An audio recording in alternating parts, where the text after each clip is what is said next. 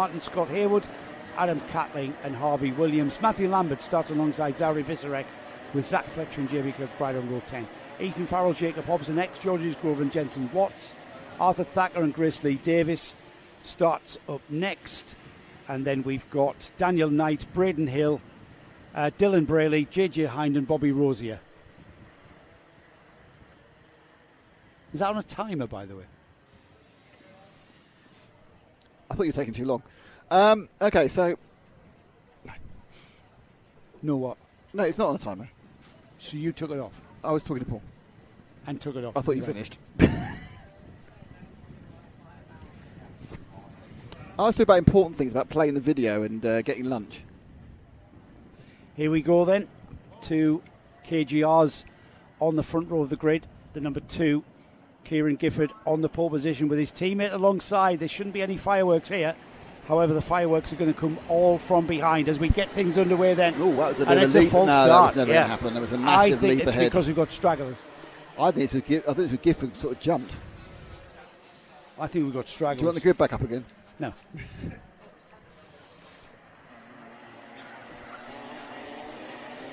I'm going to get you a bottle of water is what I'm going to do before you die. Thank you. Nice. Nick has got a very dry throat here. I'm going to die. Because he's been doing a lot of talking. So we wait for our front row drivers of Kieran Gifford and the number 83 of Bradley House, both Kieran Gifford Racing entries, and they will form the grid up in good style there on the back straight towards the boot. Nope. Those stragglers. The number 10 is trying to get back into position by going down the grass. All right, okay. Number 10 is Lambert, isn't it? So he's caught the eye of the official. It's not gone well, that one. No, not at all. No. Yeah, that's going to be... Right, okay, moving quickly on. More swiftly go past that one. We'll leave that to the guys to our left. Here we go then. The 2 KGR carts getting urged on by the second row. We get towards the lights go out, and we are racing into oblivion. And through Crook and on towards Christmas. Let's see if the field can make their way around there. It gets very, very busy in the middle. He's looking heavily over his shoulder. There, and he's tapping his shoulder tapping his helmet to say to his teammate, as everything Constantine is up, it's Harvey Murden who goes through into 4th place there and comes out of a melee of carts there. Oh, it's all going on at the exit of... We've lost a couple at the exit of... Christmas. Ingerman's. Yeah, and then we've got some... But because of that, we managed to get through Ashby fine. But you'll find out because they'll drop to the back of the field. But those 2 teammates sweeping down the back straight there. Now these 2 can really benefit one another by working together, not challenging. As they come through the Nouvelle chicane for the first time, it's going to be 3 carts that have got a bit of a breakaway. As Maxim Smith latches onto the 2 KGR carts ahead of him. So the Kieran Gifford Racing 1 and 2. 3rd place is Smith, and he was gaining quite quickly on the pair of them. Murden counts in 4th, then Campbell. We've got behind them Harvey Murden, Alexander Campbell, Christopher Hughes up to 6th there. Up 4 is Ben Harper, Jamie Green, Adam Catling, Tristan Sharp. So a great little tussle going on there behind these 3. Christopher Hughes. Bit of an no. Now that we were very, very lucky there. 1-5-3. Who's that? As Harvey Murden's gone round. Yeah, and that was it's all carrying on. It's carrying on because people are avoiding. That was from 4th place. Harvey Murden getting it all wrong. And we had a cart up on 2 wheels, almost went over. Thankfully, it didn't. And there's Harvey Murden. He fell off the back of it. He ran out of curb. And there was literally nowhere to go. And how lucky was the number 122 he's dropping down the No, he's off the track. He's off the track on the right. Someone, unfortunately, came round later and hit him. I just want to mention him. The 122, Jamie Green, was so lucky there. Unfortunately, he's back beside the track. Christopher Hughes, I noticed. That's Warren's kid. 5th. The number 81 into 5th. But he had this card broadside in front of him. He was probably thinking, oh, not again. Well, it's meant we've got a massive breakaway of the top 3. So the top 3 have got away. Then there's a big gap to 4th place, 94, Alexander Campbell, and a small gap then to the 81 of Christopher Hughes. And then the rest of the field now is packed up lower than 5th, sort of 7th and down over. Top 3 away. Now then. But interestingly, Max Smith looking to move forward. It's spread this field out. All right, we've got the top 3. Kieran Gifford, Bradley House, Maxim Smith. Then we've got a very lonely Alexander Campbell, an equally lonely Christopher Hughes in 5th, Ben Harper, Tristan Sharp, Adam Catling, Jacob Hobbs, Ethan Farrell. The train of carts, well, it's Christopher Hughes and then Ben Harper who's lonely. But behind Ben Harper, Tristan Sharp is leading an absolute train of carts that are just coming towards that Ben Harper cart. Chris Hughes has got that gap to the cart in front of him coming down now. He's catching Alexander Campbell. Maybe we'll have a look at this one, Nick. Here he comes through there, the yellow and blue cart, and then Chris Hughes catching him ever so slightly. That's the battle we maybe need to focus on while at Dent. Look at that train of carts coming through, because it's going to be absolute hell on when they'll start sort themselves out. So this is the Hughes battle. This is the Hughes battle, yeah. The Hughes battle. He has gained. He's gaining ground all the time. Now then, can Chris catch him? And then can Chris overtake him? Because he's the faster of the two. Quite easy to see that. Quite apparent that. He's just gaining. Every single braking area, every single exit, he's gaining. Now then, Christopher, who's only into his second year, only his first year really of full national level karting. He's done some club rounds at Warden Law. His dad, of course, is a class winner at Le Mans. Well, he knows a bit about race driving. Apparently. McLaren single-seater driver development coach or driver development director or something. First proper job he's ever had in his life, to be honest. But Chris is now having a big learning experience here. Well, we've also got a tightening of second and third as well. I'll keep an eye on second and third. It's not quite as close as it was. Howes and Smith are very much battling, and Away has got our leader, Gifford. So Gifford's away, so it's a 1 and then a 2 and a 3. And this is the 4 and the 5 we're looking at the moment. And there's the 2 and the 3, just leaving. There's the 4 and the 5. Yeah. We're about to be joined. Chris Hughes is about to be joined by... He's about to get past. Oh, he's about to get past there. And that... Oh, no, not quite. Well, one wheel in the air, wagging for the 94 of Alexander. That was all about coming out of Aussies, wasn't it? And he needs to keep it clean through this next section here. So the 94, Alexander Campbell, being very composed there. And just now that he's become aware of not just Chris Hughes, but Ben Harper catching them as well.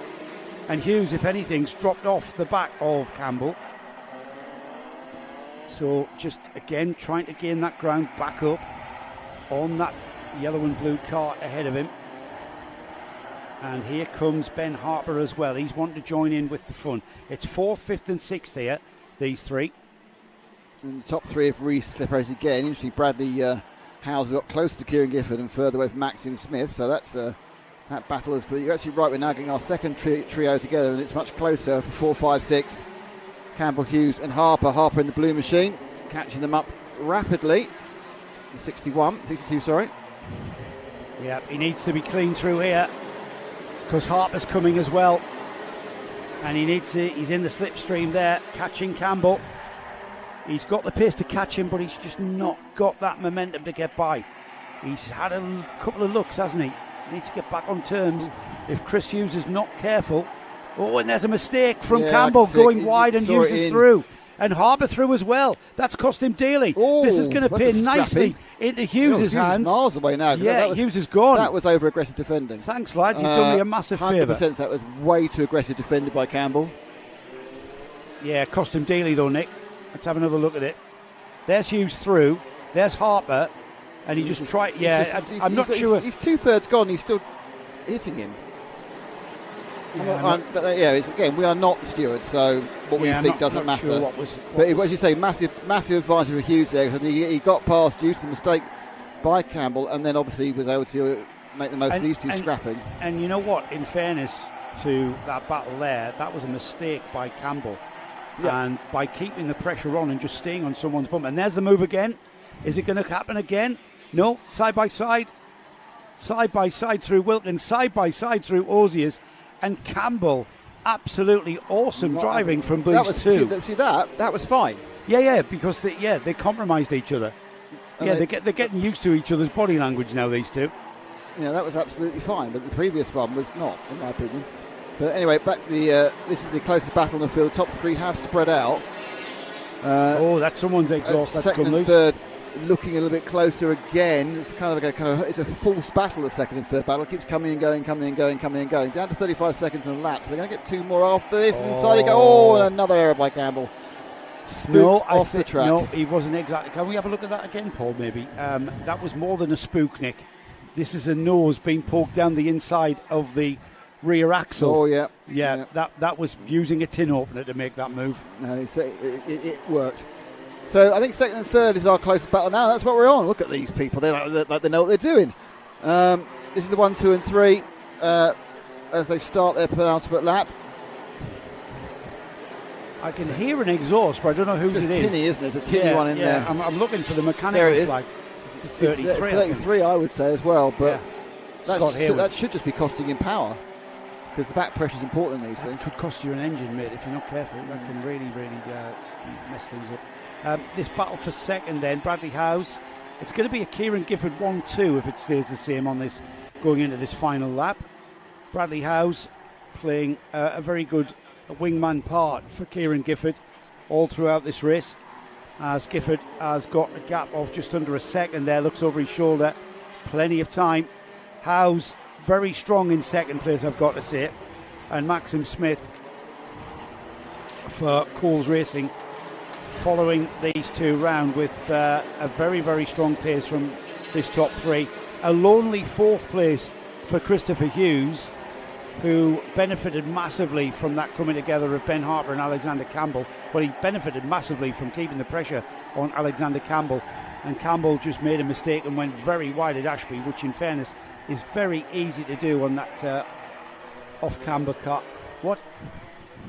Off-camber Ashby hairpin as the leader comes out of the chicane. And across the line for Kieran Gifford to take the final heat for Senior Rotax. It's Bradley Howes in second place. Maxim Smith is in third. Chris Hughes takes a fine fourth. Ben Harper, a fighting fifth place. And we lost Alexander Campbell and Bobby Rose. We lost Alexander Campbell down in eighth because Jensen Watson, Bobby Rosier overtook them on the final lap there, with Arthur Thacker ninth and Ethan Farrell 10th.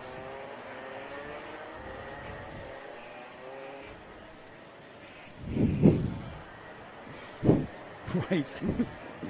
I've got a job for you, Nick. Yeah. What is that all about? I don't know. This is ridiculous. Right, we're into our final heat then before the lunch break, and it's the lunch that's caused consternation here. Let me have another look at that. I'm very confused about the prices of all these. There may be a revising what Mark gets as well, because I can't even see what he asked for at the moment. But do you want to have a look at the grid then? Yeah.